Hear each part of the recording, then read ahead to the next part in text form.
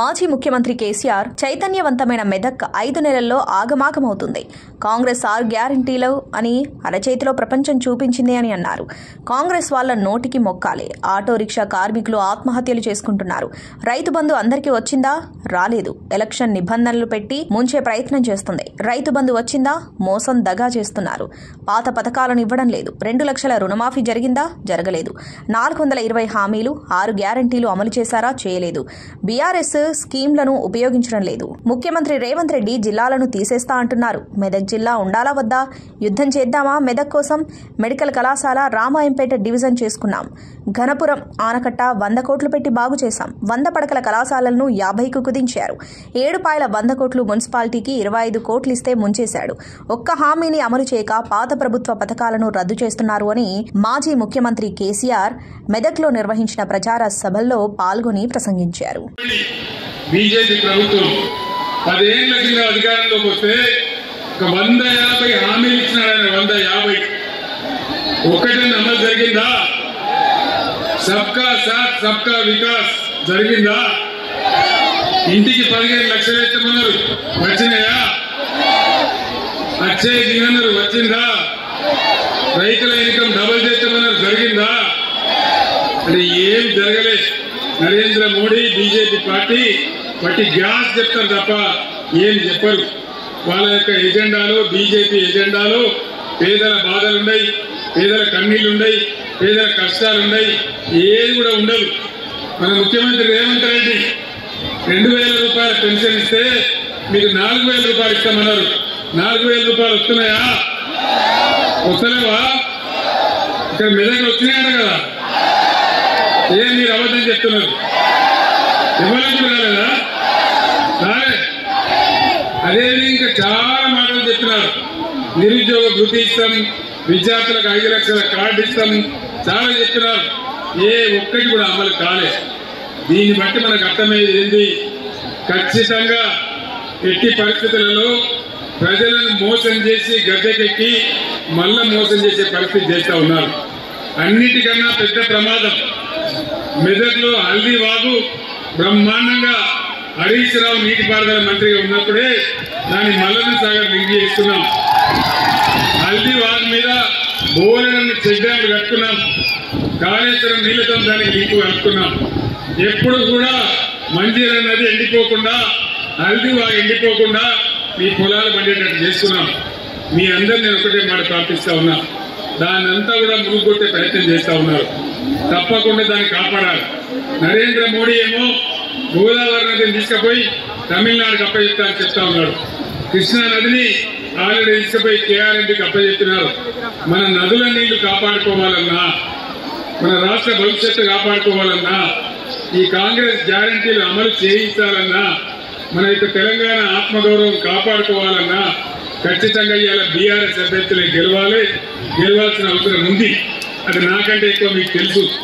9 ఏళ్ల పాటు నేను ఒక్క నిమిషం కూడా కరెంటు పోకుండా మన రైతాంగానికి 24 గంటల కరెంట్ ఇచ్చినాం.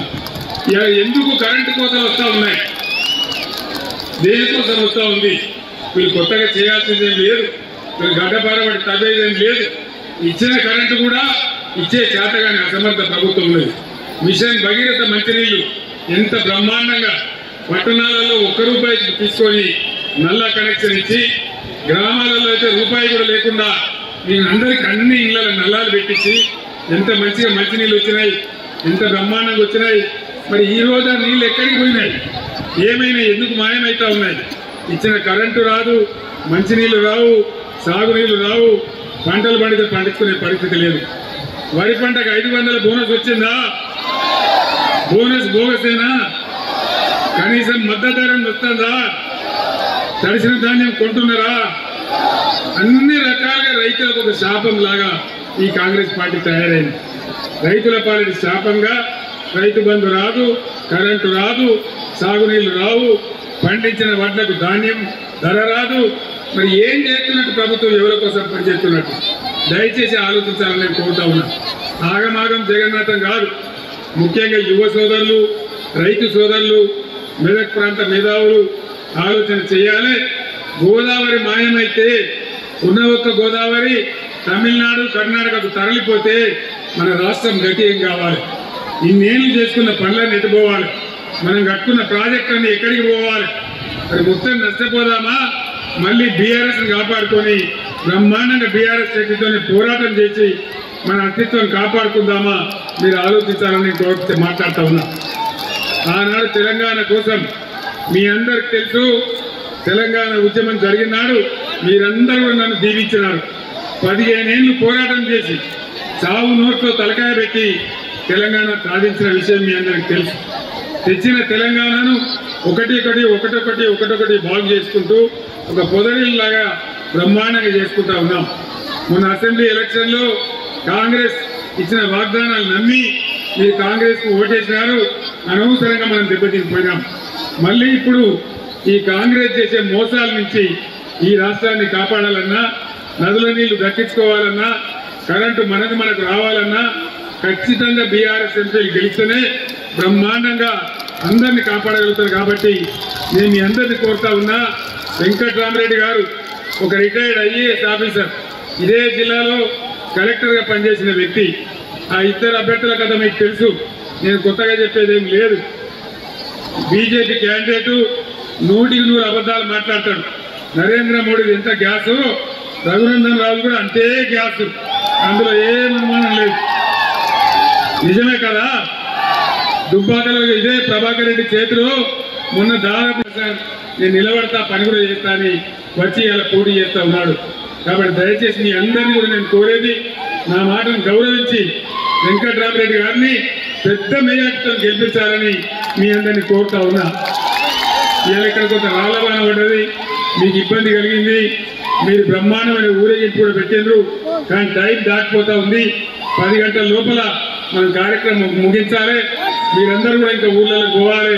నేను ఎక్కువ మీ టైం తీసుకోకుండా మీ అందరూ కూడా మనవి చేస్తా ఉన్నా, దయచేసి ఎట్టి పరిస్థితులలో వెంకట్రామరెడ్డి గారిని గెలిపించమని నేను కోరుతా ఉన్నా.